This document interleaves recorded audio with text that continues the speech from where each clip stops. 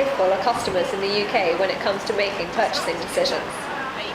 Is there a difference between Generation X and Generation Y? Are retailers being smart in their customer interactions?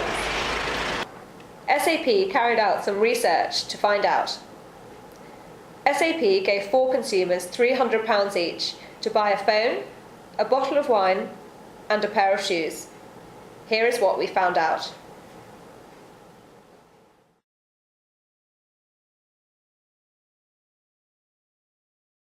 I looked in a number of places on the internet and in shops, and where I actually ended up buying it was on an internet site. I could look at lots of different options, different packages, I could see the products, I could see what was in stock and what wasn't in stock, and I could do it at my own pace and basically build a package around what I wanted.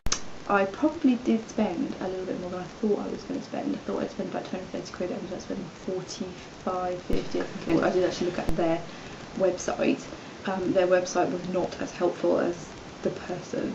For a pretty basic phone, but still had internet capability, nothing too complex. Just no one came up to me and offered their services, asked questions.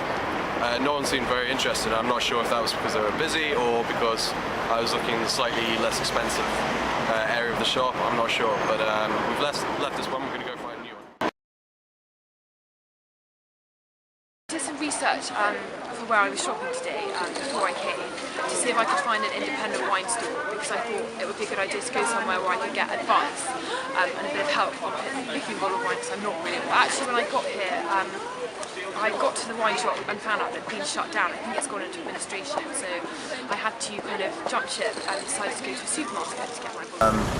The guy was helpful, but they didn't have much stock, and I felt he was pushing me towards the stock they had. He was more concerned with what he liked to drink than what I might like to drink, so he was recommending things that appealed to his taste. So I did feel that it was a sort of gentle pressure to buy what he actually had in the shop. Only down experience of it was that they have a policy that you have to buy 6 bottles of wine, which wasn't what I wanted to do. They were a little bit put out that I didn't really want to conform to their business model.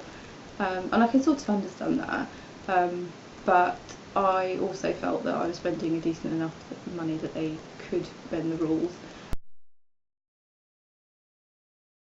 I looked at some of the brands that I've known in the past, used Google to its full extent, found the brand that I liked, and then I Googled where I could buy those, and then it was really down to convenience. Offered a free stretching service if I wanted that as well, which I thought was fantastic. Didn't ask for if I wanted to join any loyalty program or anything like that, but I don't really think that mattered actually. It was just the customer service. It wasn't really any customer service.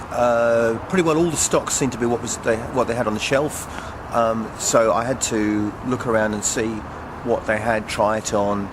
There was no one around to ask, and I don't think the staff were that knowledgeable, and nobody approached me all the time I was there to see if they could help. I've got a very good website, which I might buy simpler products on that, but something that I want advice about, I think I would prefer to go to a shop where there are more staff available. Follow-up, she didn't really offer me any follow-up for the product, but she did give me a brochure for the like a catalogue for the shoes.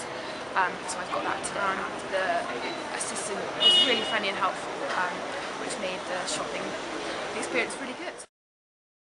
As you have heard from a range of consumers, retailers do have the opportunity to reach individuals and influence what they buy. There is an opportunity for smart retailers to promote themselves through multiple channels, such as Twitter, phone apps, and text messages. This, however, needs to be consistent with what consumers experience in the shops. According to 1,000 consumers who participated in recent SAP research, when deciding what to buy, customer service is a key influencing factor. By taking small steps, retailers can increase customer loyalty and ultimately their bottom line.